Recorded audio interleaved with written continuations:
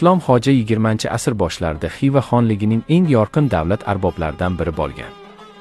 U bosh vazir va xonning eng yaqin maslahatchisi sifatida mamlakatda keng ko'lamli islohotlarni boshlab bergan.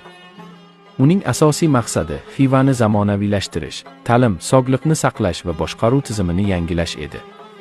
Islom Xoja oz mablag'i hisobidan Islom Xoja madrasasi, minora, kasalxona, diniy va dunyoviy maktablar, kutubxona kabi ko'plab inshootlarni barpo ettirdi. Islom Xoja Xorazmda fotografiya va kino rivojlanishiga yordam berdi. Xivaga rus va yevropalik mutaxassislarni taklif qildi. U birinchi xorazmlik va o'zbek fotograf va kinooperatori Xudaybergan Devanovni qo'llab-quvvatladi. Ammo uning islohotlari eski tartibdan foyda ko'rib kelgan ayrim amaldorlar va ruhoniylarga yoqmadi. Ular Islom Xojani o'zlariga xavf deb bildilar.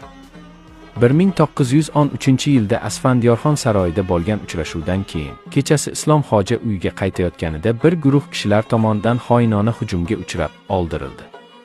Islom Xojaning yaqinlari ham tinch qo'yilmadi. O'g'li Abdusalom Xoja otib tashlandi. Eng yaqin yordamchisi Raimbergan esa tiriklayin ko'milgan.